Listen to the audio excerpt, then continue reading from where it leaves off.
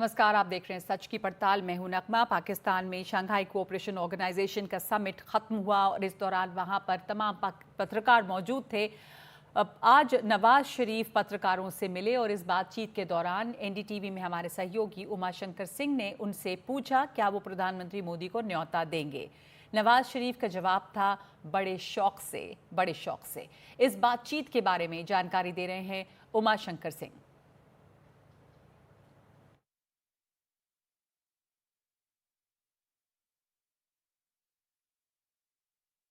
इस्लामाबाद से SCO summit cover कर लौटते समय लाहौर में हमारी मुलाकात पाकिस्तान के पूर्व प्रधानमंत्री नवाज शरीफ से हुई और इस मौके पर मरियम नवाज भी मौजूद थीं जो पाकिस्तान के पंजाब की मुख्यमंत्री हैं। जो नवाज शरीफ हैं उन्होंने बहुत खुलकर बात की और उन्होंने साफ तौर पे कहा कि प्रधानमंत्री मोदी अगर एससीओ समिट के लिए खुद आते तो ज़्यादा अच्छा होता, लेकिन विदेश मंत्री जयशंकर के आने की भी उन्होंने सराहना की और कहा कि एक पॉजिटिव स्टेप है।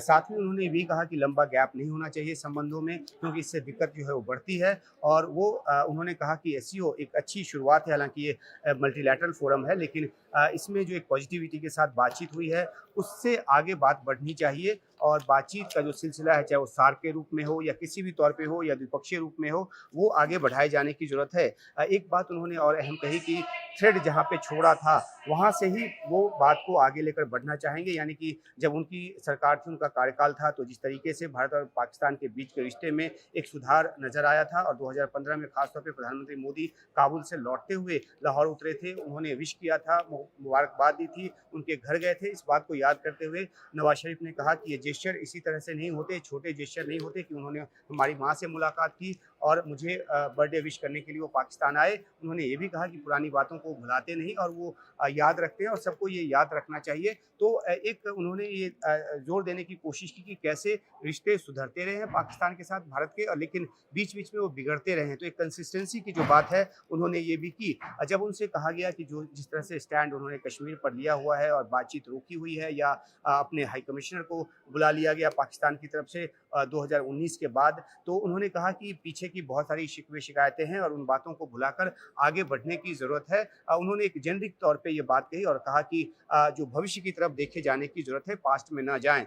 और ये भी उन्होंने कहा कि दोनों देशों की जो आबादी है इतनी बड़ी है और इतनी उनके लिए बहुत कुछ किया जाना बाकी है। दोनों देशों को मिलकर इस दिशा में काम करना चाहिए। क्लाइमेट चेंज से जुड़े या क्लाइमेट से जुड़े मुद्दे पर उन्होंने कहा कि क्लाइमेट तो एक ही मुद्दा है, लेकिन व्यापार जो है वो खुल सकता है भारत और पाकिस्तान के बीच और इससे दोनों देशों को मदद मिलेगी। टमाटर और प्याज जैसी चीज़ें जो हैं वो एक दूसरे की ज़रूरतों को पूरा कर सकते हैं इन सामानों की। और उन्होंने एक बहुत ही इम्पॉर्टेंट बात ये कही कि अमृतसर से कोई भी जो सामान है वो दुबई होते हुए लाहौर पहुँचता है, उसमें वक्त और पैसा ज़्यादा लगता है, जबकि ये 2 घंटे में सड़क के रास्ते पहुँच सकता है। तो इस दिशा में सोचे जाने की ज़रूरत है। उन्होंने भारत को सस्ती दर पर पावर की सप्लाई की भी जो बात है वो कही और उन्होंने कहा कि मैं इस बात को इंश्योर करने की कोशिश करूंगा। एक अहम बात क्रिकेट को लेकर कही, उन्होंने कहा कि चैंपियंस ट्रॉफी जो होना है भारत की टीम को आना चाहिए। भारत की टीम से भी पूछें तो भारत की टीम पाकिस्तान आना चाहती है, लेकिन इजाज़त नहीं उनको मिलती। ये बात अपनी तरफ से उन्होंने कही और ये भी कहा कि एशिया कप जो अगले साल भारत में है, अगर भारत पाकिस्तान फाइनल में पहुंचता है तो वो पाकिस्तान आकर मैच देखना चाहेंगे। प्रधानमंत्री मोदी को न्योते जाने के मेरे सवाल पर उन्होंने कहा कि जब मैंने उनसे पूछा कि क्या वो फिर से एक बार प्रधानमंत्री मोदी को चाहेंगे उनसे मुलाकात करना, किसी अनौपचारिक तौर पे उनको संदेश देना या निमंत्रण देना, तो उन्होंने कहा बड़े शौक से, यानी कि इस बात को लेकर भी तैयार हैं। लेकिन जाहिर सी बात है कि प्रधानमंत्री मोदी का अगर पाकिस्तान दौरा होता है तो उसके पीछे बहुत सारा प्रोटोकॉल और उसके पहले संबंधों को बहुत स्तर पर सुधारे जाने की जरूरत है। लेकिन नवाज शरीफ अपनी तरफ से तमाम जो एक ऐसा जेस्चर दिखा रहे हैं कि उनको लगता है कि इस तरह के जेस्चर के जरिए दोनों देशों के जो संबंधों को जो है वो सुधारा जा सकता है, बात आगे बढ़ाई जा सकती है। इस मौके पे मरियम नवाज ने भी एक बात कही कि वो भारत के पंजाब जाकर देखना चाहेंगी कि वहाँ क्या हो रहा है, उनके पंजाब में क्या हो रहा है। तो इस बात के दौरान नवाज शरीफ ने ये भी कहा कि ये पंजाब ही नहीं, हरियाणा भी जाएंगी, बाकी दूसरे राज्य भी जाएंगी। तो एक खुले दिल से उन्होंने भारतीय पत्रकारों से बात की। हालांकि पाकिस्तान की तरफ से अच्छी बातें कही जाती रही हैं हमेशा से, लेकिन भारत सरकार की तरफ से हमेशा एक स्टेटेड पोजीशन ये है कि जब तक पाकिस्तान जो है आतंकवाद पे काबू नहीं करता, आतंकवाद के खिलाफ ठोस और वेरीफाइबल कार्रवाई नहीं करता, तब तक बातचीत जो है वो भारत नहीं करेगा। लेकिन अब बदला हुआ निजाम है, नवाज शरीफ की पार्टी की सरकार है, उनके भाई शहबाज शरीफ जो है वो प्रधानमंत्री हैं। तो ऐसे में देखना है कि उनकी तरफ से जो एक जेस्चर पेश किया गया है और एससीओ फोरम पे जो एक पॉजिटिविटी के साथ बात की गई है, उसके बाद आगे किस तरीके से बातचीत का सिलसिला बढ़ता है या अभी भी इंतजार करना पड़ता है। तो नवाज शरीफ और उनकी बेटी और पंजाब की मुख्यमंत्री मरियम नवाज के साथ भारतीय पत्रकारों की मुलाकात हुई है। पाकिस्तान की तरफ से ये उम्मीद इस हफ्ते कई बार जाहिर की गई है। इस्लामाबाद में एससीओ की बैठक में भारतीय विदेश मंत्री एस जयशंकर की मौजूदगी से पाकिस्तान की कूटनीति में एक नई हवा चल पड़ी। भारत ने भले ही किसी भी बातचीत या एक कोई पुल असाइड से इनकार किया हो, लेकिन इस्लामाबाद में भारतीय विदेश मंत्री एस जयशंकर का आना एक इशारा है। इसे आगे पाकिस्तान के साथ किसी भी बातचीत की गुंजाइश पर भारतीय विदेश मंत्रालय ने अभी कोई सीधा जवाब नहीं दिया है। पीएम की विजिट के दौरान क्या साइडलाइन में कोई बातचीत पाकिस्तान की किसी प्रतिनिधि से हुई? बातचीत हुई तो उसका मसला क्या था, किन मुद्दों पर बातचीत हुई, और क्या भारत और पाकिस्तान के संबंधों को वापस पटरी पर लाने की कोई पहल भारत की तरफ से की गई है? On Pakistan, we had, when our external affairs minister was to travel to Pakistan, Islamabad for SCO meeting, we had made it very clear, we had issued a statement that a press release rather, that this particular visit is for SCO head of government meeting. Beyond that, in Islamabad, you would have seen the only bilateral meeting that our external affairs minister had was with Mongolia. Other than that, there were some pleasantries which were exchanged on the sidelines of the meeting, especially during lunch and dinner. That is all that we have to say about his visit. लेकिन इसके बावजूद 2 दिन में कम से कम 2 तस्वीरें ऐसी आईं जिन्होंने बहुत उम्मीद जगाई। एक तो पहले दिन विदेश मंत्री एस जयशंकर पाकिस्तान के प्रधानमंत्री शहबाज शरीफ से मिलते नजर आए, हाथ मिलाते। दूसरी तस्वीर में दोनों देशों के विदेश मंत्री साथ बैठे दिखे। पाकिस्तान की मीडिया में भी ये खबर आई कि दोनों के बीच कुछ अनौपचारिक बातचीत हुई। अब अनौपचारिक बात क्या हो सकती है, इसके भी कुछ संकेत मिल रहे हैं। कहा जा रहा है कि पाकिस्तान में हो रही चैंपियंस ट्रॉफी में भारत के वहाँ जाकर खेलने की बात चल पड़ी है। 2008 के बाद भारत ने पाकिस्तान में कोई द्विपक्षीय सीरीज नहीं खेली है। इसी तरह से फिल्मों की गली भी टटोली जा रही है कि वहां से कोई रास्ता बने। अरसे बाद पाकिस्तानी अभिनेता फवाद खान के भारतीय फिल्मों में काम करने की चर्चा है, जिसे ट्रैक टू डिप्लोमेसी कहते हैं। ये उसकी कोशिश है। अभी ये सारी कोशिश जो है वो पाकिस्तान की तरफ से ज़्यादा नज़र आ रही है। एस जयशंकर ने एससीओ में अपने भाषण में आतंक पर साफ संदेश भी दिया। पिछली बैठक जो हुई थी एससीओ की गोवा में, उसमें दोनों देशों की तरफ से लहजा सख्त था। गोवा में पिछली एससीओ बैठक में विदेश मंत्रियों की भाषा तल्ख रही। पाकिस्तान के विदेश मंत्री बिलावल भुट्टो ने कश्मीर और अनुच्छेद 370 का मुद्दा उठा दिया था और एस जयशंकर ने भी उन्हें आतंकवाद का प्रवक्ता बताया था। लेकिन इस बार ऐसी सख्त भाषा से दोनों देशों ने परहेज किया। कविता और कूटनीति की दुनिया में खामोशी भी बोलती है, तो हम इस खामोशी में क्या पढ़ें?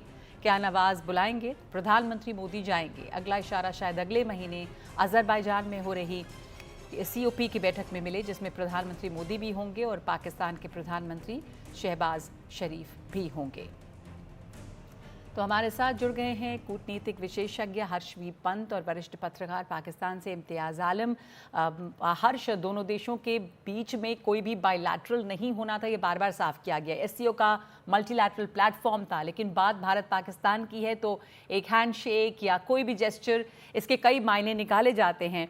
और जिस तरह की कुछ पॉजिटिव एक हवा लगी है, पर कोई भी मुलाकात या कुछ भी इससे आगे बात बढ़ने के पहले आपको क्या लगता है कि क्या ज़रूरत है अभी, जब कुछ बात आगे बढ़े यहाँ से?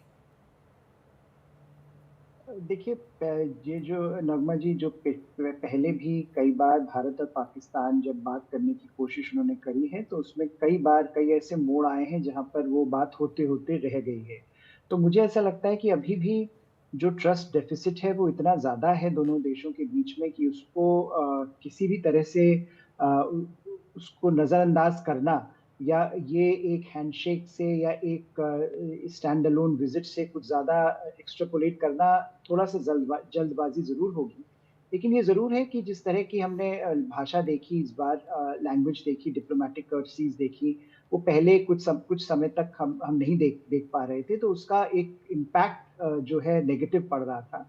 तो जब एक सौहार्दपूर्ण तरीके से एक विजिट होती है, उसके बाद एक डिप्लोमेटिक कर्टसीज एक्सचेंज होती हैं, तो उससे स्वाभाविक तौर पर खासकर भारत और पाकिस्तान के बीच के संबंध ऐसे रहे हैं कि थोड़ी-सी भी कहीं कोई कोई गुंजाइश होती है, तो उसमें काफ़ी कुछ पढ़ा जाता है।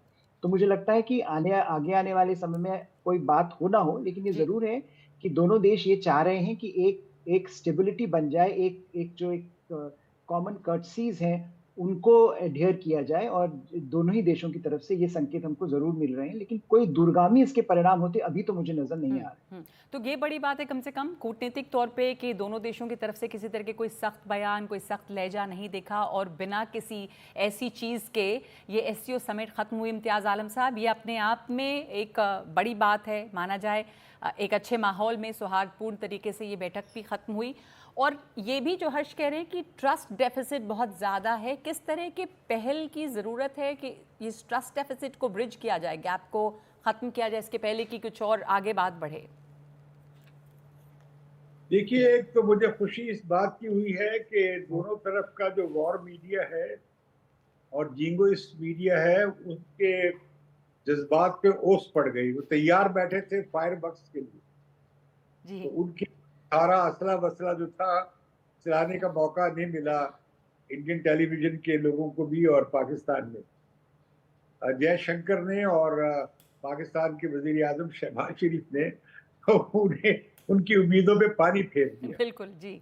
और ये जो हुआ कि जो बड़ी अच्छी बात मुझे नजर आई कि ये जो मल्टीलैटरल फोरम्स हैं उस पे जो एटिकेट्स हैं वो ऑब्जर्व करने का दोनों साइड ने फैसला किया।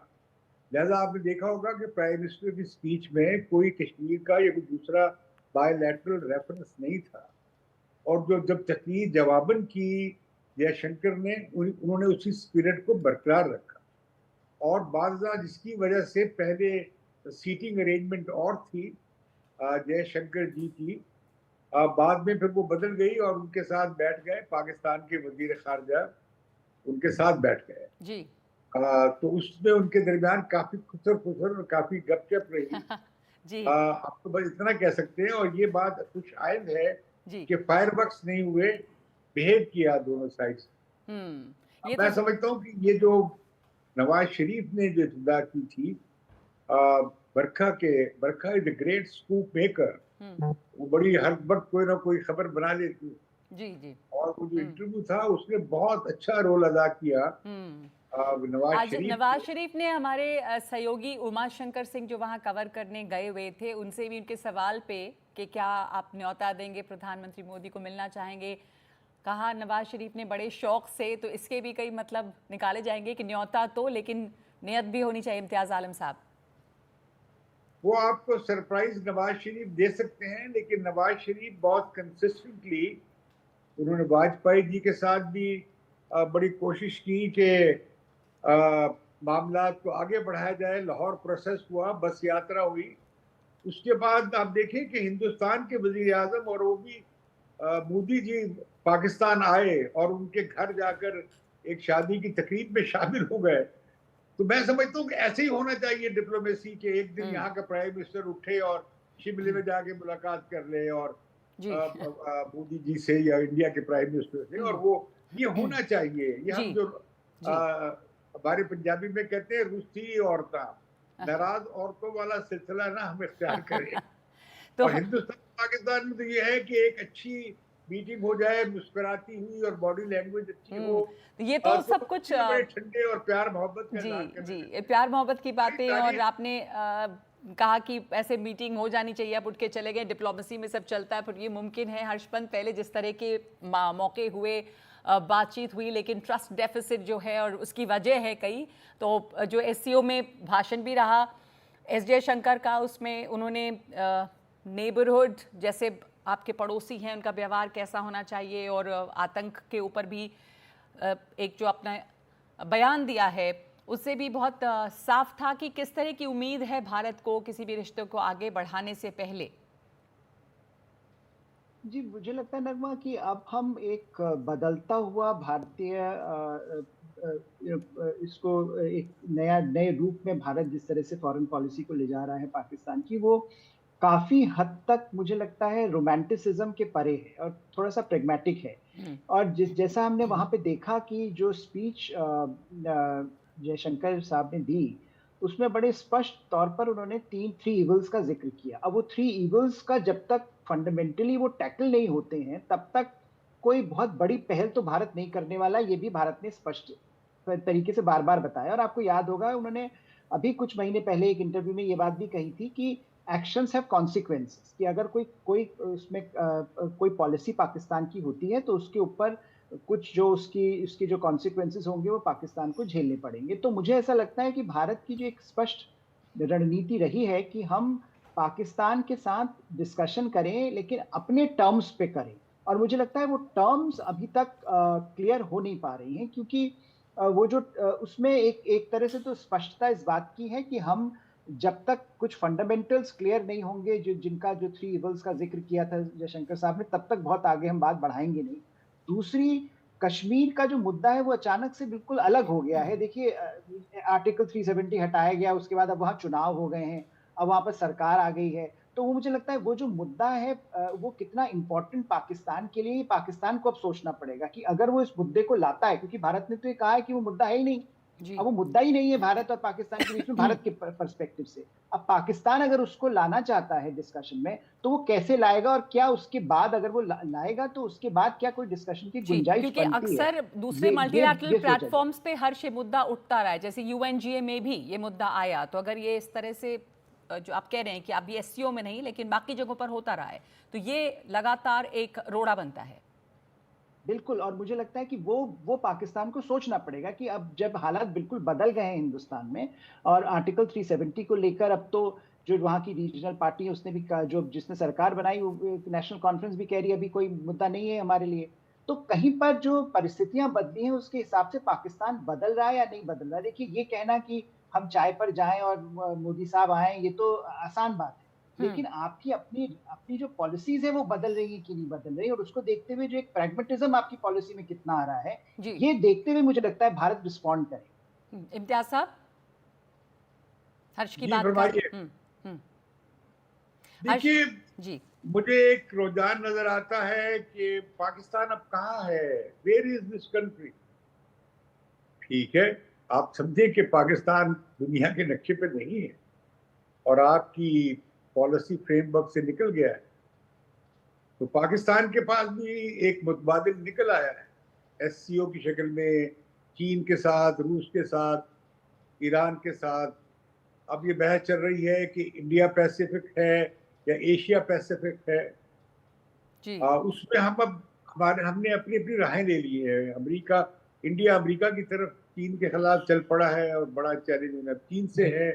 पाकिस्तान अब चीन के साथ, रूस के साथ मिलकर किसी और तरफ चल पड़ा है। हिंदुस्तान पाकिस्तान में जो मामला है अब वो बहुत प्राइमरी इंटरेस्ट नहीं रह गया ना पाकिस्तान में ना इंडिया में इंडो पाक रिलेशंस का जी। ये जो हम कहते हैं कि भाई अगर आप नहीं अपने मुद्दे हल कर सकते हैं तो यार नॉर्मल सिविलाइज डिप्लोमेटिक रिलेशन तो रखें, दोनों जगह के हाई कमिश्नर तो हो, दोनों तरफ के डिप्लोमेटिक स्टाफ तो हो, मुझे और आपको बॉर्डर के आर पार साथियों को आने जाने दिया जाए जी। छोटी मोटी ट्रेड भी शुरू कर दी जाए, क्योंकि वो ट्रेड में हिंदुस्तान का फायदा ज्यादा है। अगर ट्रेड शुरू हो ये 10 अरब डॉलर तक जा सकता है और उसमें हिंदुस्तान का जो हिस्सा होगा वो 10 बिलियन में से 8 बिलियन डॉलर तो होगा। पर जैसा ये आपने सही कहा, पर जैसा बार बार कहा जा रहा है कि बिजनेस एज यूजुअल नहीं हो पाएगा अगर ट्रस्ट डेफिसिट जो है वो वापस ना आए। बारे में देखिए, जैसे आपने खुसर पुसर का जिक्र किया था ना कि उस खुसर पुसर में क्या मैं बताता हूँ आपको, ट्रैक टू डिप्लोमेसी की बात हुई, क्या इसमें क्रिकेट, बॉलीवुड। मुझे जरा इजाजत दे जी। मैं कह रहा हूँ कि ये जो जैसे एक्सट्रीमिज्म की बात, मजहबी इंतहा पसंदी तो हर जगह उभर रही है, इंडिया में बहुत है, पाकिस्तान में भी है, तो ये सब का हमारा कॉमन कॉज होना चाहिए, भले वो हिंदू एक्सट्रीमिज्म है भले वो मुस्लिम एक्सट्रीमिज्म। दूसरी बात ये है कि टेररिज्म तो अब और ये जी। हमारी प्रॉक्सी बहुत बहुत फैल गई हैं। चलिए, तो मेरे पास ये इतना अब ही आप वक्त देखें है अभी, जो लेकिन कुछ मैं हर्ष पंत का जवाब इस पर चाहूंगी कि क्या जो इम्तियाज आलम साहब कह रहे हैं, पर भारत का स्टैंड बहुत क्लियर रहा है कि आतंक जो वहां से इंपोर्ट, अगर टेररिज्म होता है तो जब तक वो नहीं रुकता तब तक बिजनेस एज यूजुअल नहीं हो सकता। हर्ष? जी, मुझे लगता है उसमें कोई बदलाव आने की संभावना नगमा है नहीं, क्योंकि भारत ने पिछले, अगर आप कुछ समय से देखें तो भारत ने जो सिक्योरिटी अपनी पेरिमीटर बनाया है कश्मीर में, उसको लेकर भारत आज ज़्यादा कॉन्फिडेंट है कि वो उसकी जो सुरक्षा का पहलू है वो बड़ा मुद्दा है हमारे लिए। और जब तक कश्मीर में असुरक्षा का माहौल है और उससे रिलेटेड पूरे भारत में असुरक्षा का माहौल है, तो बड़ा मुश्किल हो जाता है नॉर्मल कन्वर्सेशन करना। ओके। तो मुझे लगता है डिप्लोमेसी और वो जो ट्रैक आपने बनाया है उसमें क्रिकेट और फिल्में एक रोल प्ले कर सकती हैं, लेकिन वो अब ओवरआर्चिंग फीचर बनकर जो एक अमन की आशा वाला कैंपेन हुआ करता था, मुझे लगता है उससे हम बाहर आकर एक प्रैग्मेटिक एंगेजमेंट जरूर करने की तो ये कोशिश कर एक रहे हैं। बदलाव है कि आप उससे बाहर आके एक प्रैग्मेटिक एंगेजमेंट की कोशिश कर रहे हो। कुछ शर्तें हैं, जब तक वो एक माहौल जो है सुरक्षा का आप कह रहे हैं वो नहीं बदलता, तब तक इसके आगे बात बढ़ानी मुश्किल होगी। इम्तियाज आलम साहब, शुक्रिया आपका, और हर्ष पंत हमारे साथ जुड़ने के लिए। इस वक्त इतना ही वक्त है, एससीओ समिट खत्म हो चुकी है। एस जयशंकर वापस लौट आए, एक नई उम्मीद वहाँ पर उनके जाने से जगी, लेकिन जब तक वहाँ से पाकिस्तान की तरफ से आतंक का माहौल जो बना रहता है बॉर्डर एरियाज में वो नहीं रुकता, तब तक भारत ने साफ कहा है कि बात और आगे बढ़ाने की कोई गुंजाइश नहीं है। सच की पड़ताल में एक ब्रेक ले रहे हैं इस वक्त हम।